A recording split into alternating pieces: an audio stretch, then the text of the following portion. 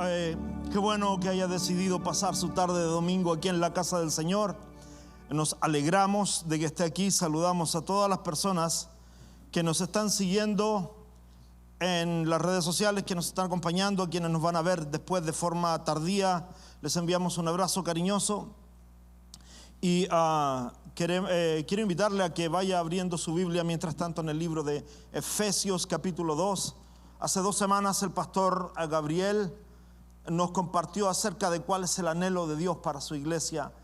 Pablo le escribe a los Efesios y les dice que el anhelo que él tiene es que sea una iglesia unida, ¿verdad? Y el pastor Gabriel nos estuvo compartiendo parte de lo que ocurre ahí. Hoy día vamos a cerrar el capítulo 2. Vamos a leer los últimos 4 versículos, 19, 20, 21, 4 versículos, sí. Los últimos 4 versículos del pasaje. Efesios capítulo 2, versículos 19 al 22. ¿Alguna vez usted ha sentido prejuicio? ¿Ha sentido el peso del racismo, por ejemplo? ¿Alguna vez en el trabajo, que eso ocurre muy frecuentemente, alguien le ha hecho sentir que usted no pertenece? ¿Alguna vez alguien le ha hecho un comentario por el idioma? Usted ha visto en las redes sociales que hay videos siempre de gente que quiere imponer su nacionalidad, sus ideales. Hay gente que es prejuiciosa. Pero este no es un problema de hoy. Este no es un problema que nace aquí hoy. Este es un problema de siempre. Fíjese que en los tiempos de la palabra, en el Nuevo Testamento, cuando Pablo está escribiéndonos, ocurría un fenómeno. Los griegos despreciaban a cualquiera que no fuera griego. Los griegos tenían la idea de que ellos eran la raza más inteligente. Los griegos habían venido a imponer sobre todas las cosas el lenguaje. Quería que en el Antiguo Oriente se hablara solamente koine. Y Felipe, el padre de Alejandro Magno, el padre de Alejandro el Grande, Felipe en su tiempo de conquista lo primero que hacía era imponer su idioma. De hecho, los griegos fueron los que inventaron la palabra bárbaros. Y la palabra bárbaros era para referirse a cualquiera que no fuera griego. ¿Ok?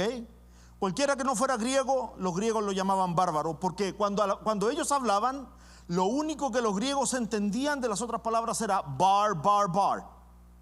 Y por esto los griegos inventan esta palabra bárbaros, porque no lograban entender el idioma. Había un prejuicio, los griegos creían que eran más inteligentes. ¿Cuántos de ustedes se recuerdan que en la escuela lo hicieron estudiar álgebra o aritmética? Y le hacían ir y buscar libros de matemáticos griegos.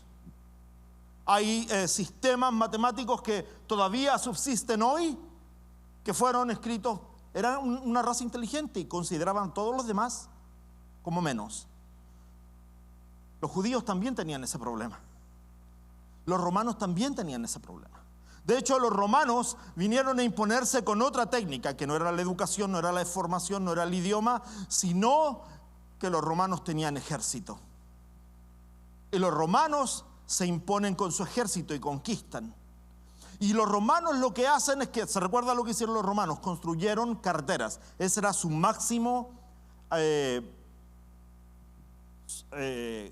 alcance. Construían carreteras. ¿Ha escuchado la frase que dice, el dicho que dice que todos los caminos llevan a Roma? Era verdad.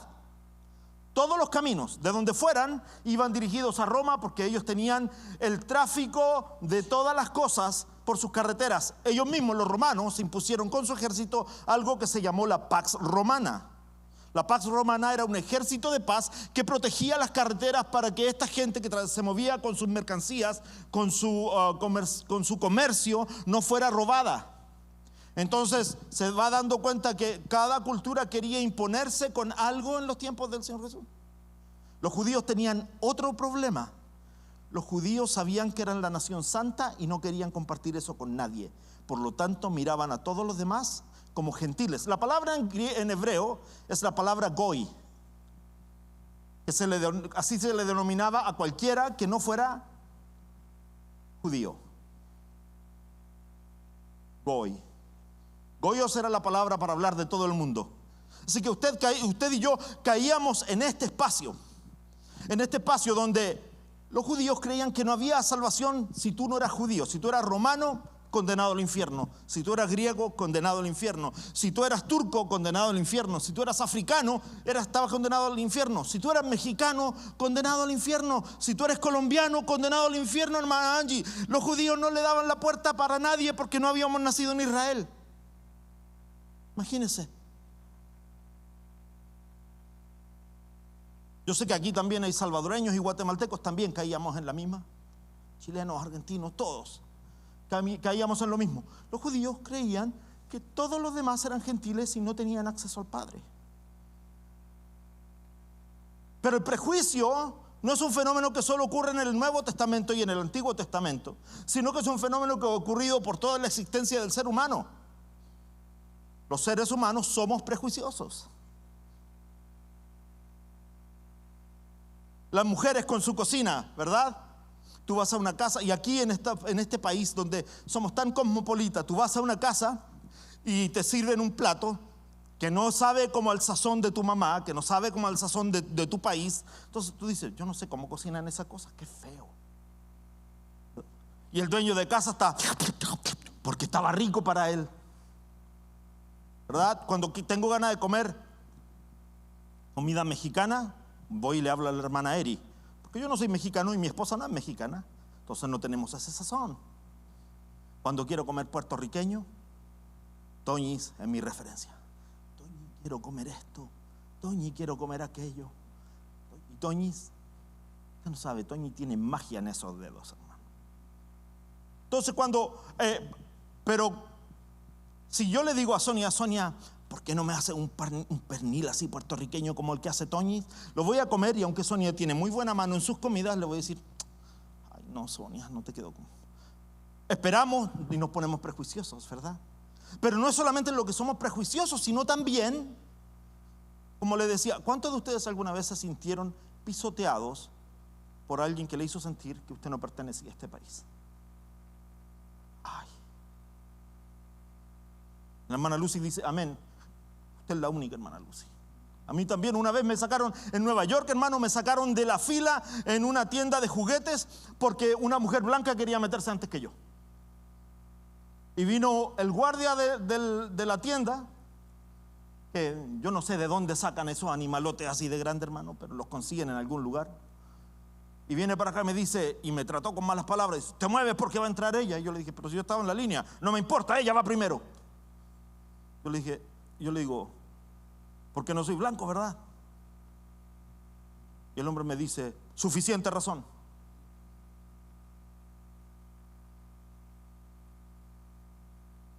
Tenía un jefe en Nueva York también, que a todos nos decía los can. Sí, porque Mexican, Puerto Rican, todos ustedes son can, me decía. Vivimos en un mundo prejuicioso, hermano. Yo sé que va a haber gente que va a ver esto y se van a poner. Gio está sufriendo porque este pastor se puso a politizar. Pero quiero llevarlo a una realidad bíblica, ¿ok? Este problema no solo lo ha vivido usted. Este problema lo vivía la gente en Efesios. Y mira lo que dice, lo que podemos entender por la palabra, hermano. Escúchame bien. No importa lo que tú estés pasando, el Señor ya lo enfrentó y ya tiene una solución. Pero hay algo maravilloso que vamos a aprender aquí. Con esa idea del prejuicio, quédese conmigo. Efesios 2, capítulo 19 al 22 dice, así que ya no sois extranjeros ni advenedizos, sino conciudadanos de los santos y miembros de la familia de Dios, edificados sobre el fundamento de los apóstoles y profetas, siendo la principal piedra del ángulo Jesucristo mismo, en quien todo el edificio bien coordinado va creciendo para ser un templo santo en el Señor, en quien vosotros también sois juntamente edificados para morada de Dios en el Espíritu. Amén. Tu palabra es maravillosa, Señor. Permite que tu palabra sea entregada con la madurez y la altura que mereces y que mis pensamientos, mi carácter, mi condición política y mi condición migratoria no afecten lo que tú quieres decirle a la iglesia hoy, en el nombre de Jesús. Amén. La semana pasada Sonia tuvo la oportunidad de ir y hacerse sus huellas digitales para el proceso de residencia. Esta semana me tocó a mí y te cambia la perspectiva de la vida. Fíjese que ya no me siento tan perseguido cuando veo un policía, porque ahora le puedo decir, ve mis antecedentes, ahí está, yo estoy ya en el sistema, así que déjame ir. 23 años de sentir el mosquito en la oreja, veía una luz azul y hermano, se me enchinaba al poquito pelo que traigo.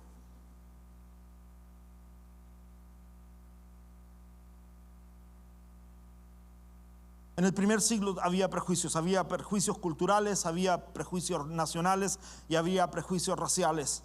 Los romanos miraban en menos a cualquiera que no fuera romano, los griegos despreciaban a cualquiera que no fuera griego y los judíos despreciaban a cualquiera que no fuera judío.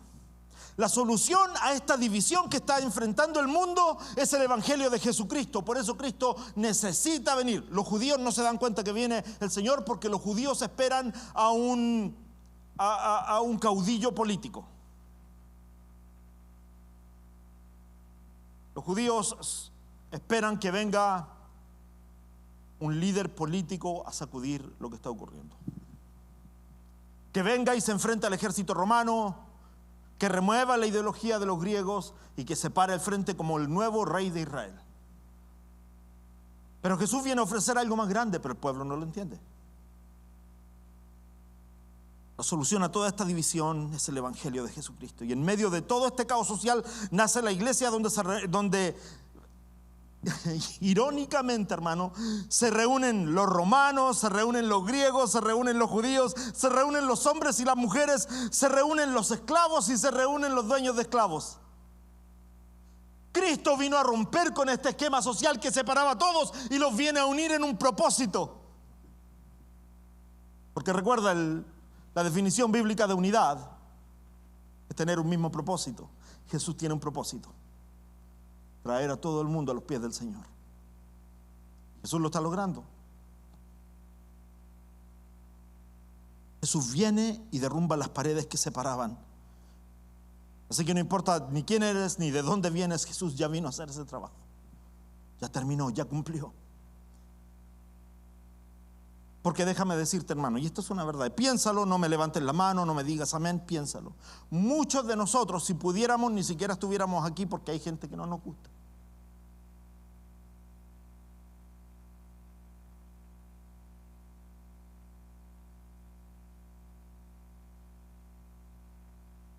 Pero el Señor vino a derribar las paredes de la desunión. La semana pasada compartíamos aquí en el Servicio Unido con Montgomery. Hablábamos acerca de la unidad, de que Jesús ora por la unidad de su pueblo. Jesús anhela la unidad de su pueblo. Jesús anhela que tú y yo caminemos en el mismo propósito. La palabra dice en Hechos 2 que cuando estaban los apóstoles orando en el aposento alto, estaban unánimes juntos, dice la versión Reina Valera. ¿Sabes qué quiere decir eso? Que estaban orando en la misma dirección, que tenían su corazón y su mente en la misma dirección.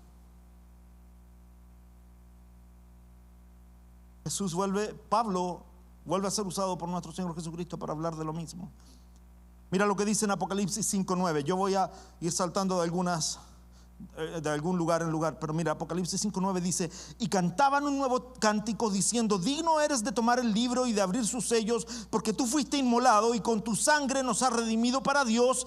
¿De quién está hablando hasta ahí? ¿Quién había sido inmolado? Cristo. Entendemos que Juan está hablando de Cristo, ¿verdad? Pero mira lo que dice: y con tu sangre nos has redimido para Dios de todo linaje y lengua y pueblo y nación. Jesús viene a romper el esquema con el que hemos crecido todos. Todos nosotros nacemos con algún nivel de prejuicio en nuestra mente, en nuestro corazón. No, es que Yo soy así.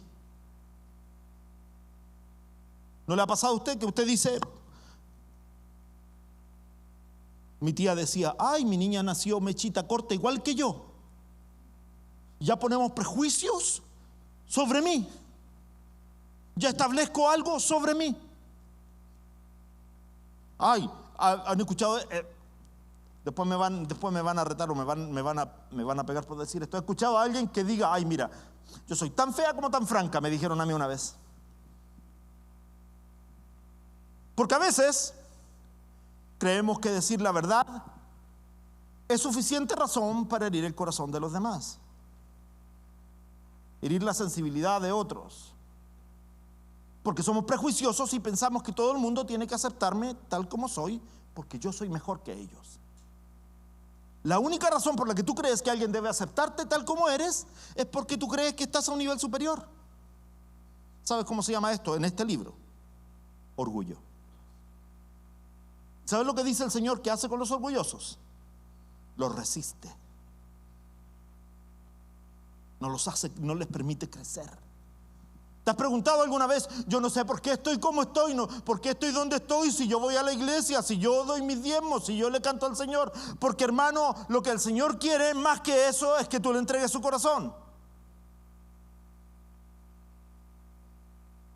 Todo linaje, toda lengua, todo pueblo y toda nación, así es como será en el cielo. Así que prepárese, porque si usted tiene prejuicio contra alguien, un día va a llegar, tal vez no esté aquí en la iglesia la persona contra la que usted tenga prejuicio, tal vez está en otra iglesia, tal vez todavía no acepta al Señor. Pero ¿qué tal si un día, cuando el Señor lo llama a su presencia, usted llega al cielo y le dice, gracias, Señor, porque llega a tu presencia, y enfrente suyo se pasea la persona con la que usted no se quería cruzar en la tierra? Porque el Señor en su misericordia lo salvó. Imagínense si aquí usted está preocupado porque tiene que verlo por 75, 80 años, allá por toda la eternidad. Hay algo bueno en esto, es que vamos a ser hechos nuevos.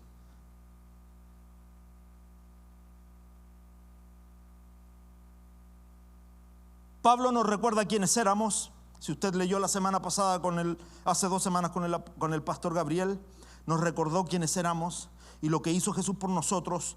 Y lo último que nos va a recordar es en lo que nos vamos a convertir. Hay 3 grandes cambios que ocurren tanto a los que Pablo les escribió en Éfeso como a nosotros hoy. Y estos 3 cambios son muy importantes. Ya no estamos fuera. Estamos dentro del reino de Dios gracias al sacrificio de Cristo. Puede acompañarme ahí a Efesios 2:11.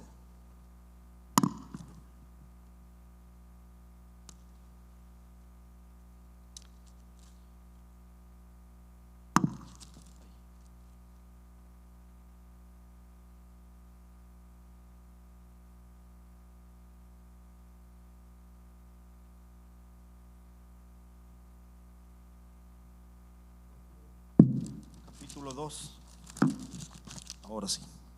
Bien golpeado mi micrófono para que no se duerma.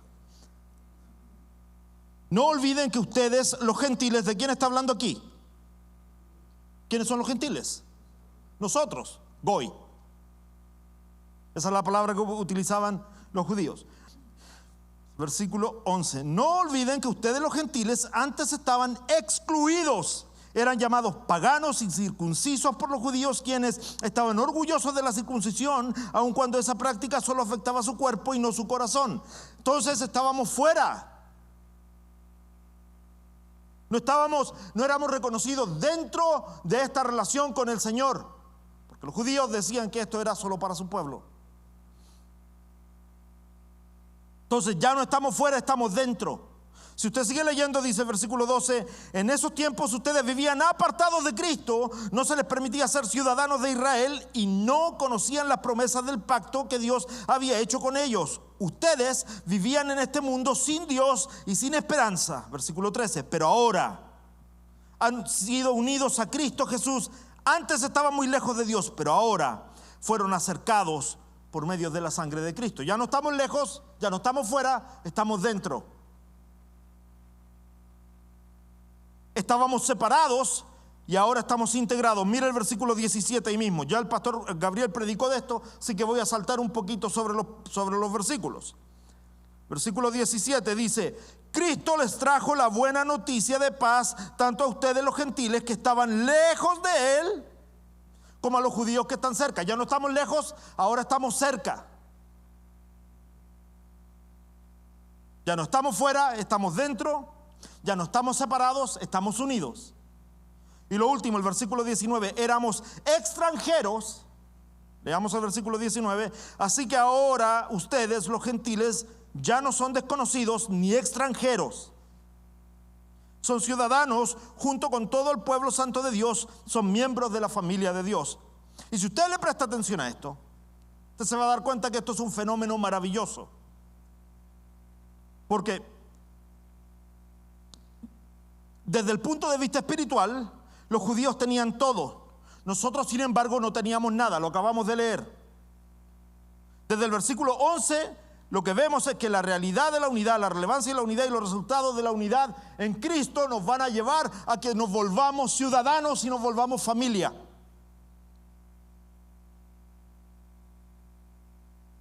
No me levanten la mano, ni las cámaras apunten a nadie, pero esta es la realidad de Estados Unidos. ¿Cuántos de ustedes, no me levanten la mano, solo quédense ahí, cuántos de ustedes todavía están batallando con la realidad de que todavía no tienen papeles? Y yo te aseguro que si esta pregunta la hago en todas las iglesias hispanas de la ciudad de Gainesville, en todas las iglesias alguien va a levantar su mano, porque esa es la realidad del hispano en este país. Nosotros entendemos lo que no es ser ciudadano. Nosotros entendemos lo que Pablo está hablando. Como les decía, vas manejando por la calle, vas con el cinturón de seguridad puesto, con las luces prendidas, vas a menos de la velocidad permitida porque tú sabes que no te puede parar la policía, pero sin embargo de pronto a lo lejos ves que se prende una luz azul, hermano. Y en la condición en la que estamos, lo primero que pasa por nuestra mente es para mí. Y tú ves que se acerca cada vez más la luz y tú dices, es para mí, es para mí, es para mí. Y de pronto se viene acercando más la luz y dices, ya me voy a hacer a la orilla porque ¿para qué voy a esperar que me diga, parquéate? Y te vas poniendo a la derecha y te pones a la derecha y el policía que ya venía casi detrás tuyo, cuando te hace a la derecha pasa a toda velocidad. Y tú, thank you Jesus, gracias Señor. Porque la realidad es que no tenemos los privilegios de un ciudadano. Un privilegio tan simple como el de manejar sin temor a que vayas a ir preso, no es algo con lo que nosotros podamos disfrutar, podamos vivir, porque no somos ciudadanos. A los que ya tienen papeles, que el Señor les bendiga, disfruten de su pseudo libertad.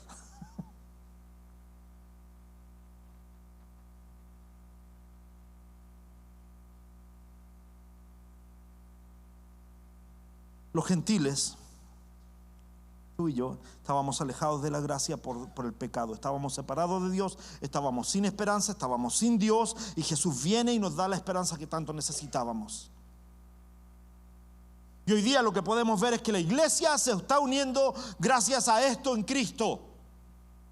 Se está uniendo en Cristo por su gracia, por su poder, y lo que estamos viendo que está pasando en el mundo, que se está levantando un movimiento, que el Señor se está moviendo en su iglesia, que las nuevas generaciones están teniendo un encuentro con el Señor. Gloria a Dios por eso, gracias a Jesucristo por eso. Pero eso no es por el esfuerzo de nadie. Eso es por la gracia de Jesucristo. ¿Cuántos de ustedes creen que son tan buenos en este lugar que el Señor tendría que venir a darnos un avivamiento? Levante su mano. Como si fuera por méritos. Si fuera por méritos, entonces vivamos en Romanos 3:23. Cuanto todos pecaron, están destituidos de la gloria de Dios. Y eso es lo que deberíamos vivir. Es por su gracia que experimentamos que el Señor se mueva. Es por su gracia que el Señor te habla. Es por su gracia que la palabra se te revela. No es por tu talento, no es por tu conocimiento, no es por tu habilidad, no es por tu relación con Dios. Es porque Él es bueno. Y porque Él es bueno, nosotros deberíamos buscar tener una relación más profunda con Él. Pues todo en mí te anhela a ti. Decía la canción, ¿verdad? Que es Él, es siempre Él.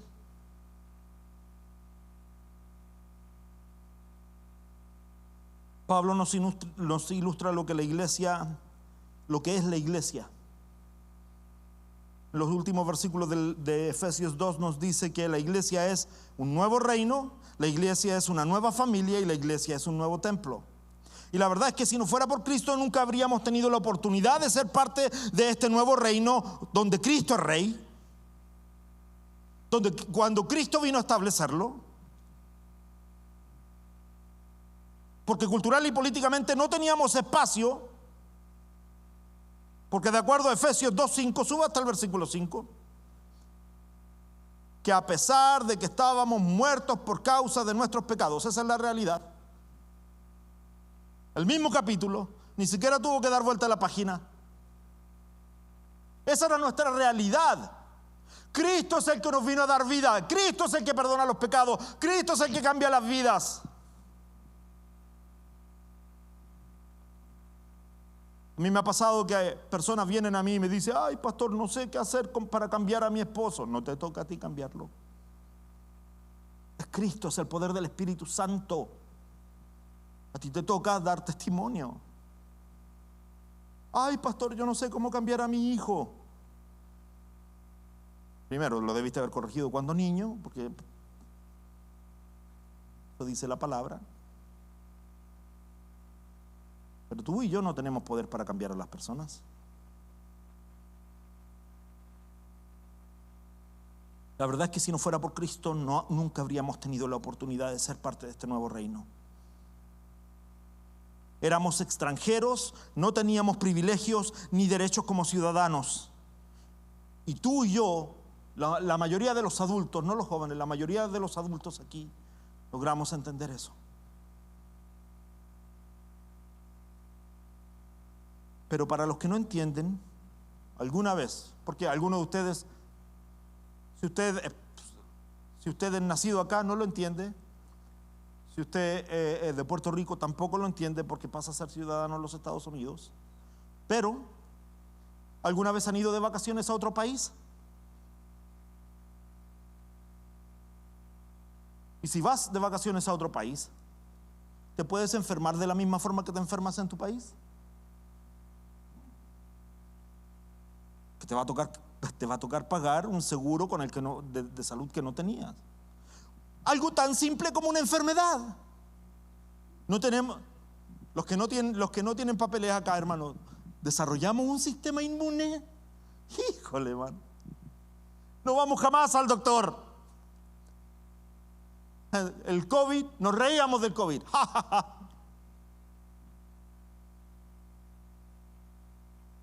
¿Por qué? Porque no somos ciudadanos y no tenemos acceso a cosas tan simples como la salud. Y no te estoy hablando de política, hermano, te estoy hablando de lo que el Señor nos está mostrando. Ya van a entender cuando me acerque a lo que quiero decirle. Éramos extranjeros, sin privilegios, sin derechos como ciudadanos.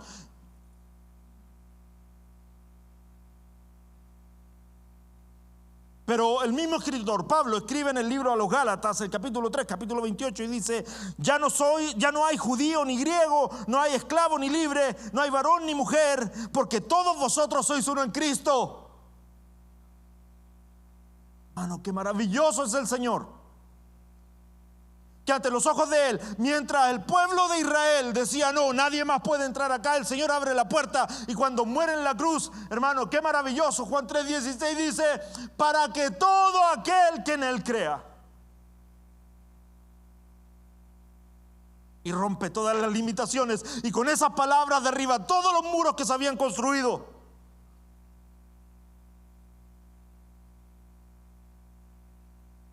Cristo rompió las barreras, las limitaciones y nos hizo parte de este reino.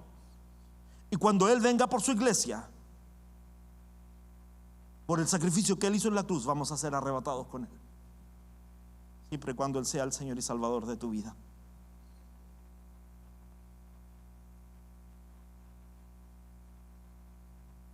En el Evangelio de Marcos vemos que las primeras palabras de Jesús, de la cual el libro nos da registro en el capítulo de Marcos 1, versículos 14 y 15, dice: después de que Juan fue encarcelado, Jesús vino a Galilea predicando el Evangelio del reino de Dios, diciendo: el tiempo se ha cumplido y el reino de Dios se ha acercado, arrepentíos y creed en el Evangelio. Hermano, hay conflicto todavía entre este mundo y el mundo espiritual.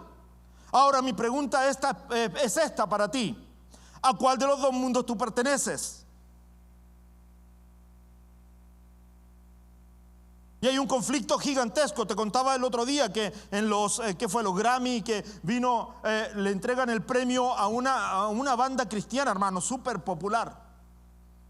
Y después de ello sube un cantante y hace prácticamente un ritual satánico en stage, y la gente lo aplaude y lo premia.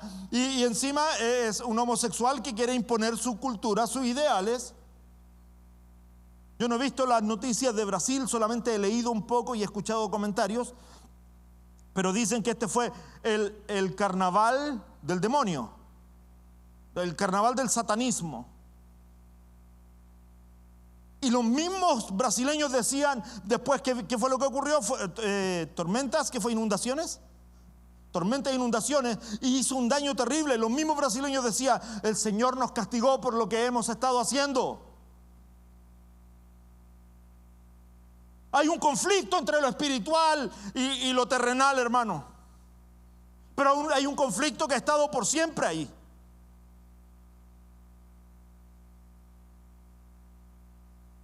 Se recuerda que la semana pasada les decía que hemos permitido que haya una división, no solamente en el mundo, sino también en nuestro interior, y lo físico y lo espiritual están completamente en choque. Y hay una pelea continua, y el espíritu está peleando por lo espiritual y lo carnal está peleando por lo carnal. Y en medio de eso están nuestras emociones, nuestros sentimientos, nuestra razón. ¿Qué le vamos a dar? Mis emociones, quieren algo emocional. Pero tú eres un ser espiritual. Hay conflicto entre este mundo y el mundo espiritual. Siempre lo ha habido. Hay caos entre estos dos mundos. Y tú no puedes estar alimentando uno y al otro de la misma forma, porque nadie puede servir a dos amos, de acuerdo a la palabra. Por eso todas las semanas pregunto lo mismo. Me encantó cuando el pastor Gabriel dijo: me gusta el ejemplo de la silla, porque yo también lo creo. No lo digo simplemente porque quiero que sea mi marca registrada. El trono de tu corazón. Tú puedes decirlo con tus labios todos los días: sí, el Señor está aquí, el Señor está aquí, el Señor reina. Pero tu vida muestra absolutamente lo contrario, entonces Él no reina, eres tú.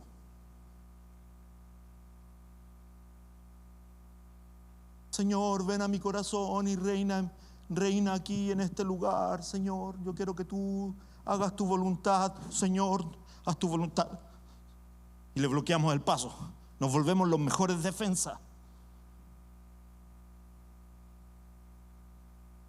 A los que les gusta el fútbol, ¿alguna vez vieron jugar a Carles Puyol? Así, hermano. Bueno. Jesús no tiene entrada por ningún lado. Señor, pero lo decimos de boca. Porque cuando vienen las decisiones difíciles, cuando viene el momento de que el Señor va a medir cuánto estás dispuesto a entregarle de ti, ahí es donde vamos a ver si realmente pasaste a ser un ciudadano de este reino o de este otro. Porque al que le estés dando más, es de donde realmente eres.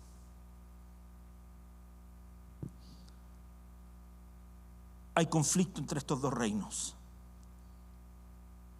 Por eso Juan ha sido encarcelado, porque enfrenta a Herodes con su pecado.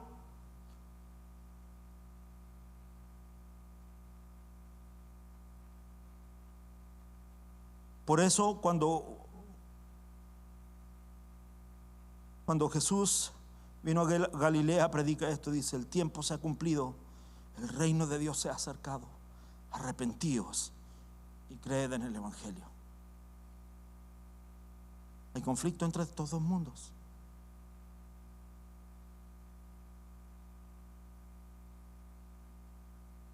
¿Ha visto lo que está ocurriendo en nuestro gobierno aquí en los Estados Unidos?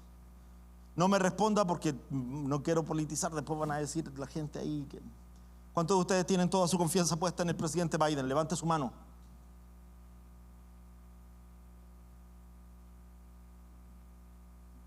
No, voy a levantarla, mi hermano. Estoy esperando que venga el próximo presidente que va a ser republicano. Sí, por favor. ¿Dónde está tu confianza? Porque a lo mejor para ti el rey es Biden, pero nosotros ya no somos ciudadanos de este mundo.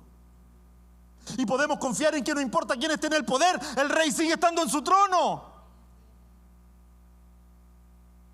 Pero tú y yo no podemos decir que el rey está en su trono si tú no eres parte del reino.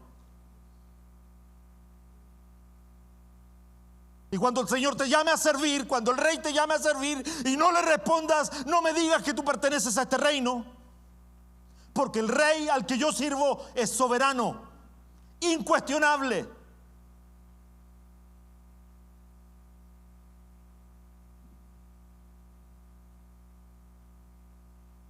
Pablo está invitándonos a vivir una nueva vida en Cristo y que otros puedan verlo en mí. Esto es lo maravilloso. Escúchame, porque esto a mí me parece maravilloso. El Señor no te está solo entregando un nuevo pasaporte. Cuando tú vas y haces la ciudadanía, te haces ciudadano, puedes ir y después, voy a sacar mi pasaporte porque ahora soy americano. Pero esta es la realidad. El hecho de que tengas pasaporte americano no cambia el lugar donde naciste. Sigue siendo lo que eres. Muchos de ustedes ya son ciudadanos y andan con el pasaporte que dice passport. Y llegan a su país y lo sacan así. Me no speak English.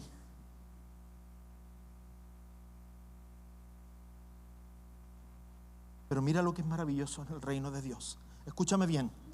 El Señor no te da un pasaporte. El Señor te da un certificado de nacimiento. El Señor no te da un pasaporte. El Señor te da un certificado de nacimiento porque eres nueva criatura en Él.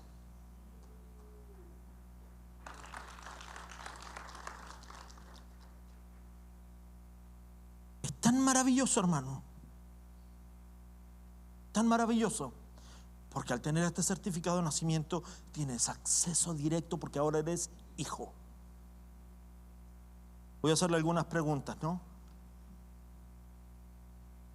Hermana Mirla, por casualidad, ¿usted tiene en su celular el teléfono de Nayib Bukele?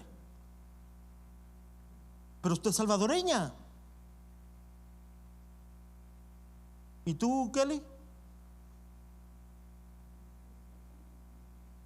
Qué raro.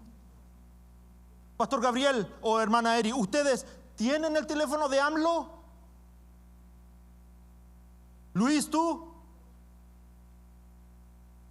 ¿De Andrés Manuel López Obrador? No. Pero si ustedes son mexicanos. Sí. O que no ha visto como al Luis cuando se pone sus camisetas.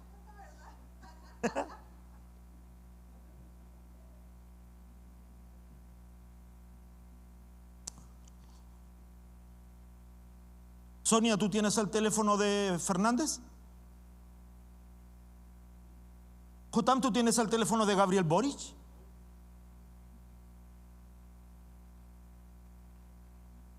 Hermana Angie, ¿usted tiene el teléfono de Petro?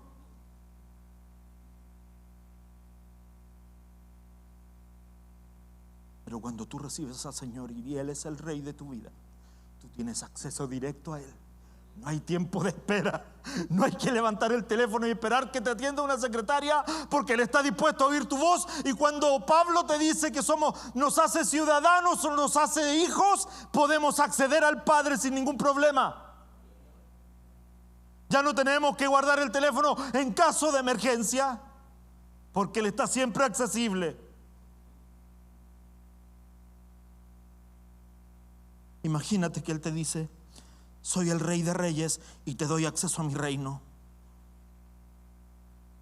Qué bueno, pero no es lo que Él te dice. Escúchame bien, no es lo que Él te dice. No te está diciendo yo soy el Rey de Reyes y te doy acceso a mi reino. Te está diciendo yo soy el Padre eterno y te doy acceso a mi familia. Ahora, ¿qué quieres?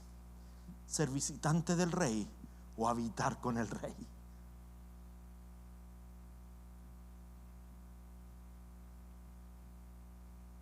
Hemos sido adoptados y nos da todos los privilegios de familia, no solamente de ciudadanos. Juan 1, 12 y 13 dice: mas a todos los que le recibieron, a los que creen en su nombre, les dio potestad de ser hechos hijos de Dios, los cuales no son engendrados de sangre, ni de voluntad de carne, ni de voluntad de varón, sino de Dios. Tenemos acceso al Padre y somos hijos, y tú y yo somos hermanos y hermanas en Cristo y somos ciudadanos del cielo. Después dice el próximo versículo que el edificio es construido sobre el fundamento de los apóstoles y profetas, donde Cristo es la base principal, la piedra del ángulo. Y desde la antigüedad, ahora yo no sé mucho de construcción, así que José, Juan Carlos, Gabriel, Luis, ustedes que saben de esto me corrigen, pero hoy día tenemos nivel láser, tenemos ¿cómo se llama? Plomo también, todo láser, hermano, todo computarizado. ¿Se recuerdan cuando antes teníamos que ir, comprar una manguera, ponerle unos pedacitos transparentes para hacer el nivel con el agua?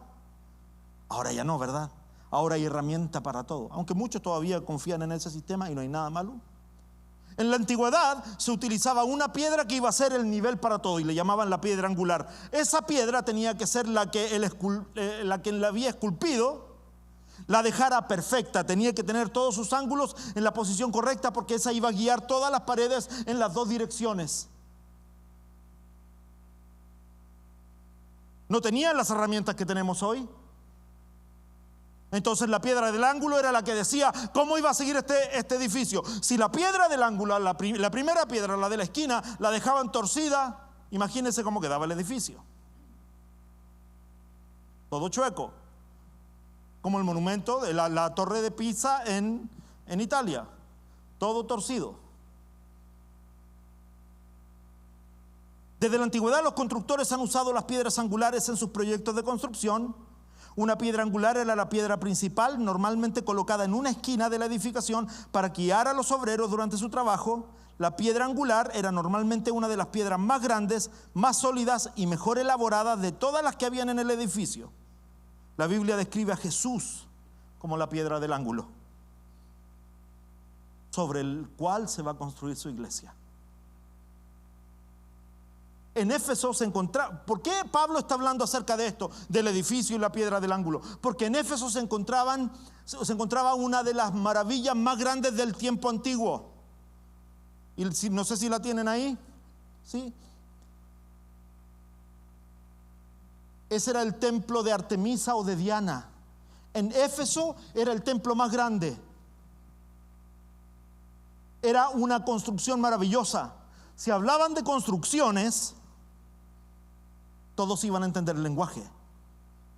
También en Jerusalén había otro templo que era conocido como el templo de Herodes, una de las construcciones más maravillosas de su tiempo.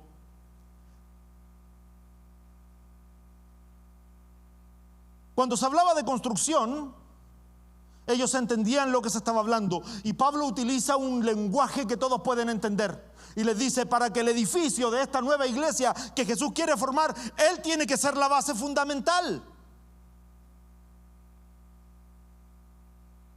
Y a lo mejor nosotros decimos: no, es que el fundamento de esta nueva iglesia es la familia. La familia es el resultado de haber puesto a Jesús como el fundamento. En Éfeso se encontraban estas maravillas. Y Pablo nos dice: nosotros somos el templo de Dios. Mira lo que dice en 1 Corintios 3:16. Dice: ¿no sabéis que ¿no sabéis que sois templo de Dios y que el Espíritu de Dios mora en vosotros? Lo iba a decir de otra forma porque yo crecí cantando estos coritos. Y había un corito que decía: no sabéis que somos templo. No sabéis que somos templo. No sabéis que somos templo. Somos el templo del Espíritu de Dios. Y después decía: lleno de poder, lleno de gloria y alabanza. Lleno de poder, lleno de gloria y alabanza. Y yo tengo un problema con la música de hoy, hermano. Serio problema. Y usted no sabe el problema que es para Jotam traerme una canción nueva, hermano. Si usted le voy a explicar. Yo creo tanto en la teología de la Biblia, que cuando un cantante viene y tiene una palabra fuera de lugar, lo más probable es que yo le diga: Jotam, no la vamos a cantar. Y Jotam va a tener todo un argumento y le vamos a decir: hijo, todo tu argumento está precioso, pero la palabra dice. Porque yo creo que lo que hacemos en adoración, además de ser un movimiento donde vayamos, donde nos empuje a entrar a la presencia del Padre para adorarle, también tiene que ser un momento donde aprendamos quién es el Padre. Entonces, sí, la canción que vamos a cantar tiene un concepto un poquito desviado de quién es nuestro Padre. Entonces yo voy a decir: espérame, tengo que cuestionar eso. John Newton escribió: sublime gracia del Señor, que a un pecador salvó. En inglés dice: amazing grace, how sweet the sound that saved a wretch like me. El momento de adoración no nos debe llevar a creer que el Señor me debe algo, sino que debe confrontarme con quién soy y quién es Él. ¿Me escuchó? Un momento de adoración no debe llevarme a creer que Dios me debe algo, hermano, porque Él no me debe nada, sino que debe llevarme a reconocer que el que está en deuda fui, soy y seré siempre yo.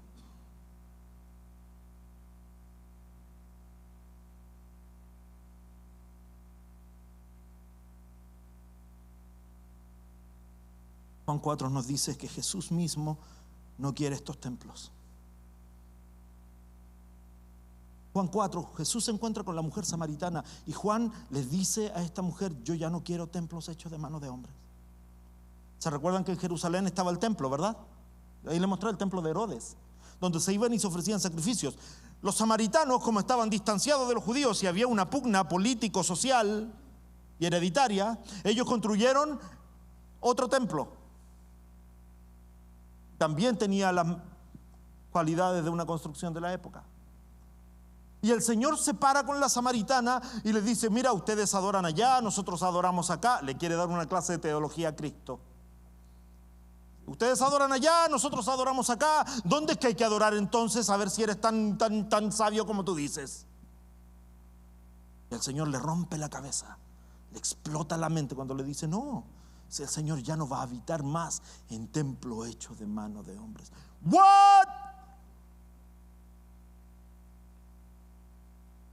El Señor no va a habitar más en templo hecho de mano de hombres, sino que de ahora en adelante el Señor va a habitar en tu corazón. Hold on a minute. Espérate un poquito. No me gusta esa idea. ¿Por qué no te gusta? No, porque hasta ahora dependíamos del sumo sacerdote, y si el sumo sacerdote había caído en pecado, el único que se moría era él. Nosotros vivíamos un año más sin perdón, pero se moría él, no yo. Ahora tú me estás diciendo que Cristo viviendo en mí, yo soy el que tiene que vivir una vida de sacrificio. Yes. ¿Sí? Ese es el pacto. Si alguno quiere venir en pos de mí,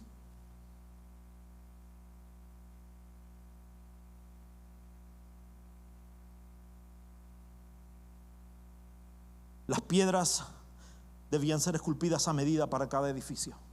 Y venía un escultor y medía: ok, aquí va esta piedra, acá va esta piedra, y al medio, falta otra, para que ajuste y quepa sin problema. Venía el escultor y empezaba con el martillo y el chisel. Pa, pa, pa. y le daba la forma y la medía. Y no, todavía no cabe. Y volvía y le quitaba un poquito más de piedra y la medía. Hasta que llegaba el momento en que la piedra se deslizaba así. Y ya no le cabía ni una hormiga en las rendijas. Ahora la palabra dice esto, hermano.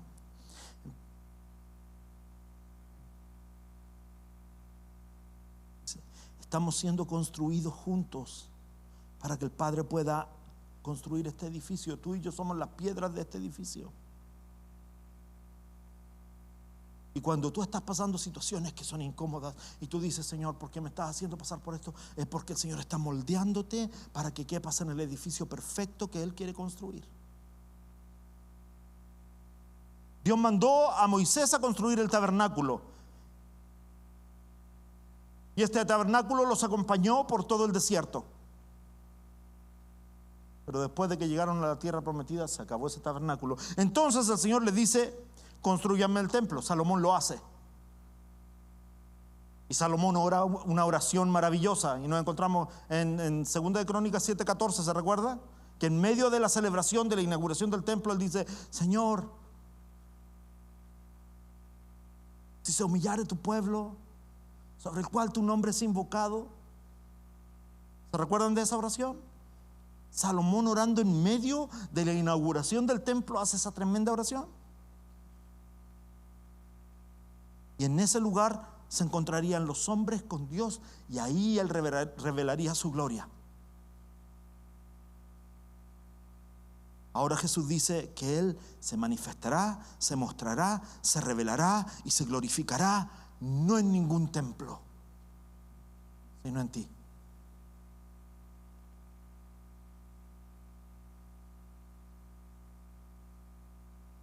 Ya no estamos restringidos a un edificio.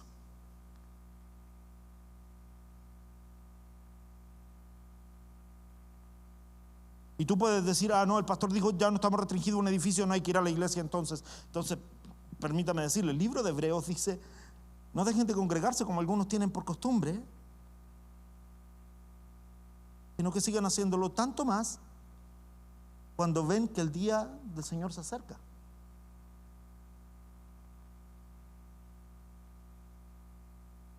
Quiero terminar con esta idea.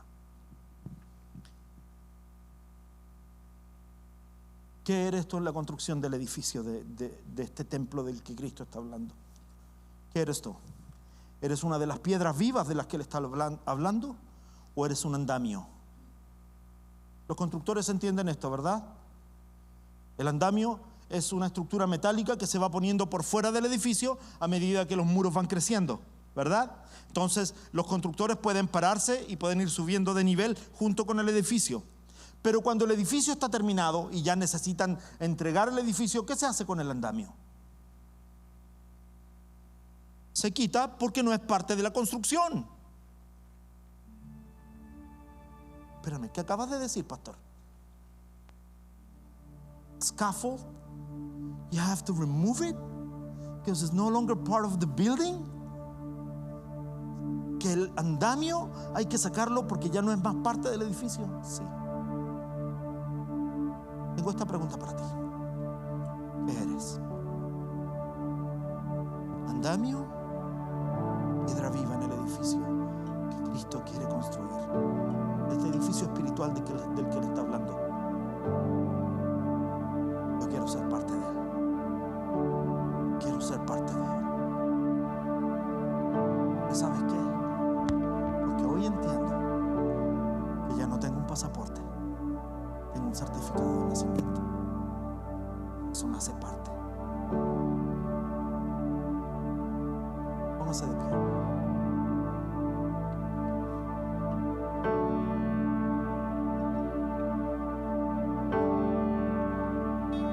Dígale conmigo.